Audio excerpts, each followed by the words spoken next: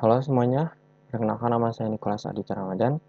Jadi di sini kita akan melakukan praktek atau tutorial untuk melakukan SQL injection dasar, yaitu nge-bypass login.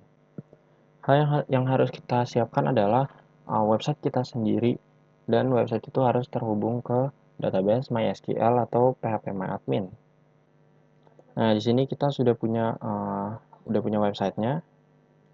Ini untuk tampilan websitenya. Di sini bisa login dengan username dan password. Nah, selanjutnya adalah database-nya.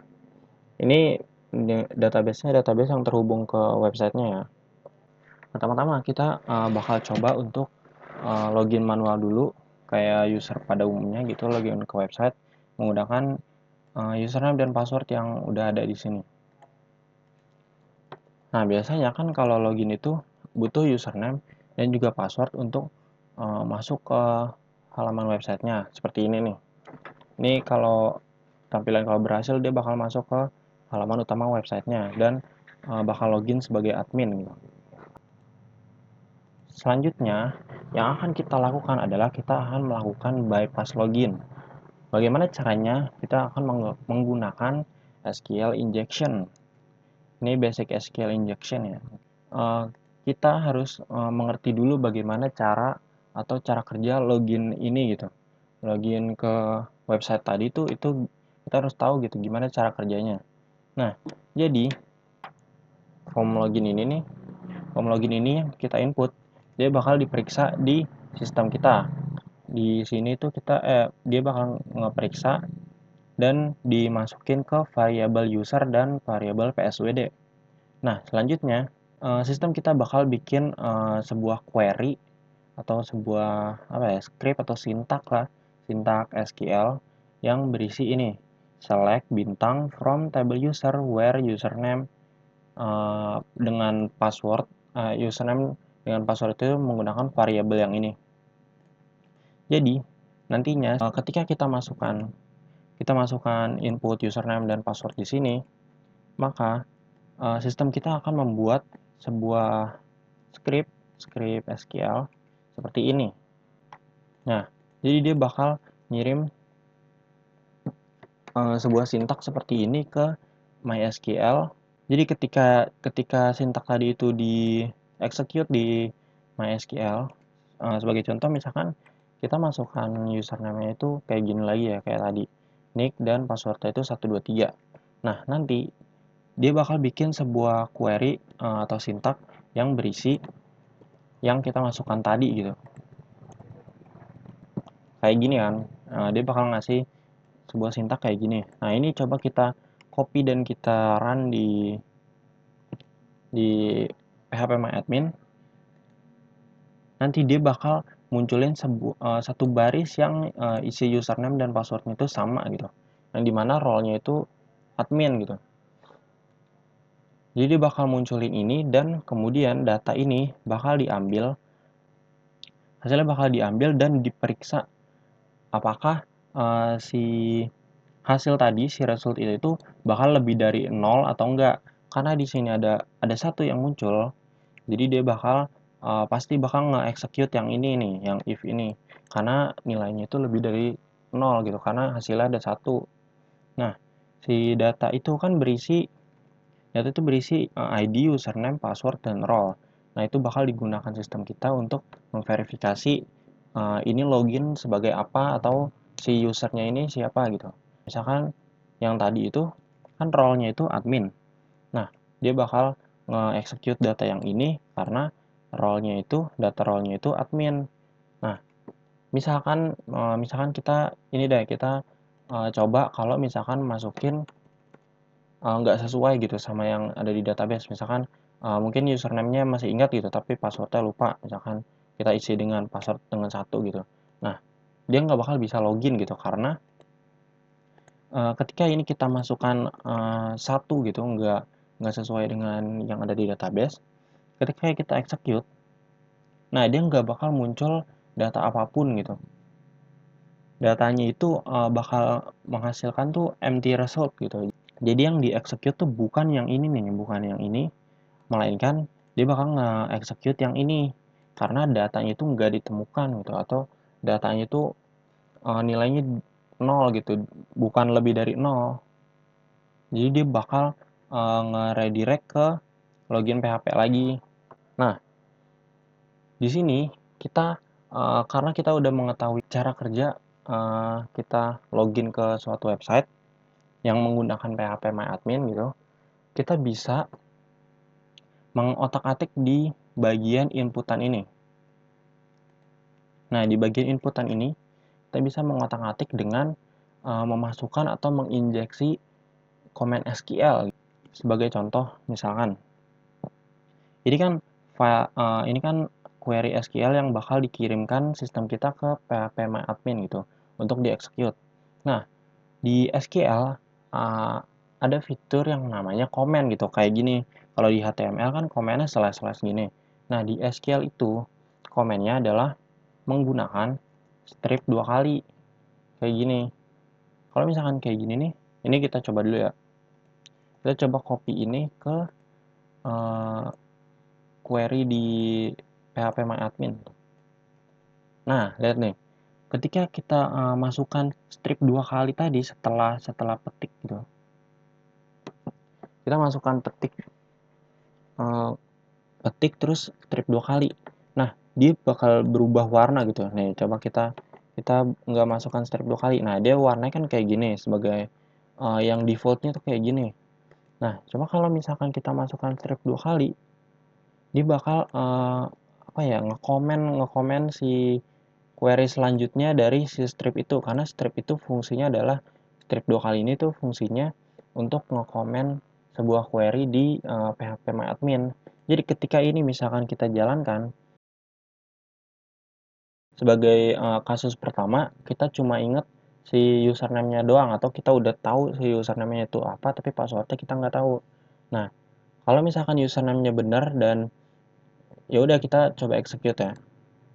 Nah, dia bakal tetap memunculkan data yang ada gitu, yang sesuai username-nya. Nah, sedangkan kalau misalkan ini kan kita cuma tahu nick-nya doang gitu. Nah, ini nih ini ke belakang itu bakal dihiraukan gitu sama si SQL-nya. Karena query-nya dianggap komen. Nah, ini bisa kita jadikan sebuah celah gitu, sebuah celah keamanan ini kita bisa jadikan bahan untuk menyerang si websitenya gitu. Kita bisa nge-bypass loginnya, jadi kita login itu nggak perlu pakai password yang benar gitu. Kemudian saya jabarkan dulu untuk apa yang bakal kita input nanti. Kan untuk inputan yang benar itu harusnya seperti ini. Nah, ini untuk username dan yang bawahnya itu password. Nah, karena kita udah tahu kalau misalkan si query-nya itu bisa di-comment gitu sisanya, kita bisa menggunakan ini. Jadi yang kita input adalah ini nih. Ini kita input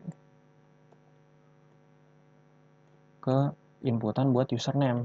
Jadi kita harus inputnya itu nick, petik, strip 2 kali terus dikasih spasi di belakangnya. Mari kita coba. Nick, petik 1, terus kasih spasi, kasih strip, terus kasih spasi. Nah, ini kalau kita masukkan password yang ngasal gitu, ini kan bukan 1, 2, 3 ya udah pasti. Nah, dia bakal tetap bisa masuk. Jadi itu adalah sebuah celah keamanan yang fatal banget kalau misalkan nggak dibetulin gitu. Tuh, lihat aja ini masuk sebagai admin gitu, dia bisa ngedit, bisa ngapus data-data yang ada di dalam, bisa nambahin data sesuai yang dia mau gitu. Nah, kemudian ini kan case pertama, kita udah tahu nih username-nya dan password-nya apa gitu. Nah, untuk case kedua yang lebih fatal lagi daripada ini.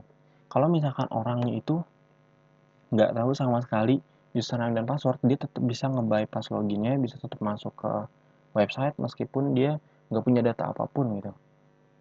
Nah, kita menggunakan ini lagi nih, tapi dengan catatan ini kan kita menjadikan yang bagian belakangnya itu komen. Sebenarnya kita bakal menjadikan yang bagian belakangnya juga komen gitu, cuma dengan tambahan query lain atau syntax lain gitu.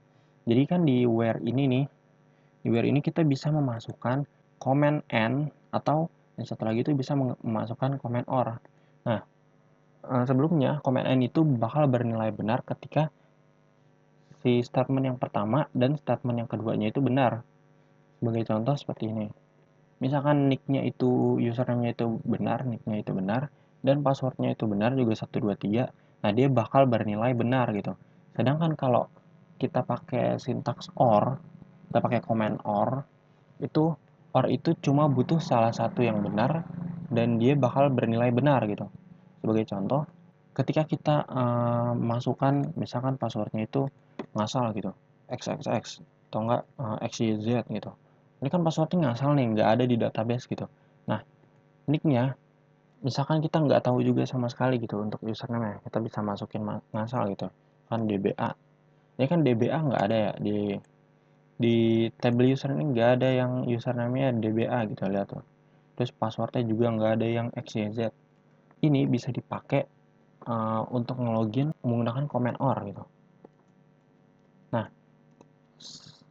yang harus kita ingat adalah command OR itu kan cuma butuh salah satu yang benar gitu, salah satu statement yang benar.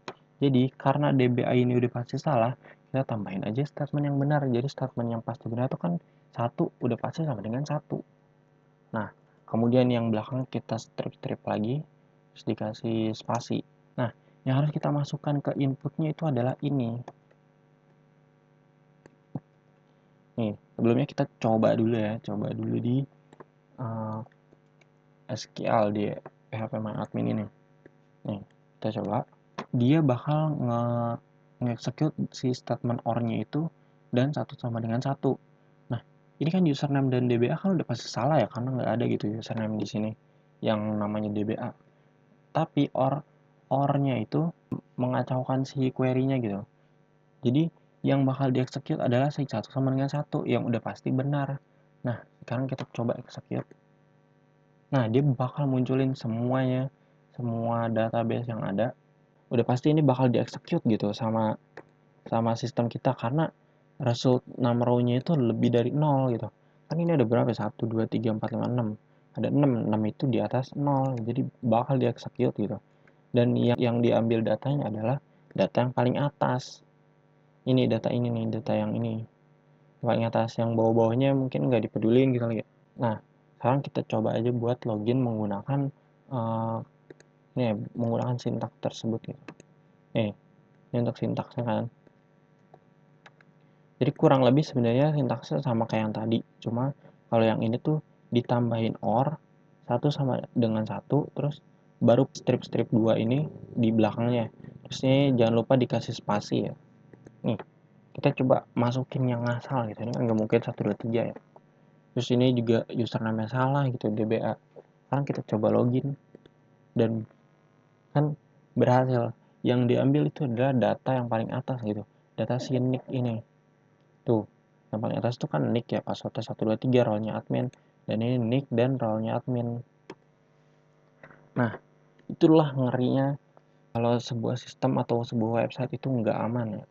Jadi gampang banget dibobol gitu, bahkan dengan cara yang mudah sekalipun seperti ini itu jadi gampang dibobol. Selanjutnya ada cara penanggulangannya. Nah, gimana sih cara penanggulangannya? Jadi karena sebelumnya ini si select bintang from table user where username, dan ini variable user dan variable password ini dia langsung ngambil dari apa yang kita input di ini, apa yang kita input di sini. Nih, apa yang kita input di username, dia langsung ngambil semuanya dan ngopi itu ke sini. Itulah yang jadi masalah utamanya gitu. Karena nggak ada filternya gitu. Jadi apapun yang kita masukkan di sini itu bakal di input ke sini yang nantinya bakal mengacaukan query gitu. Kalau misalkan orang yang input itu atau penjahatnya itu dia ngerti bagaimana cara kerja phpMyAdmin. Nah, di sini kita bisa menambahkan sebuah script atau sintaks yaitu my sqli underscore escape string. Di sini ada dua variabel yang harus dimasukkan gitu. Variabel yang pertama yang harus dimasukkan adalah koneksi ke database gitu. Kita bisa lihat di database.php. Nah, di sini ada MySQL connect atau koneksi ke database-nya itu. Di sini dilambangkan dengan variabel DB. Nah, ini kita copy aja, terus kita masukkan ke sini. Dan kemudian untuk yang keduanya itu, variabel yang keduanya adalah expose username. Nah, terus kita lakukan aja cara yang sama ke passwordnya juga.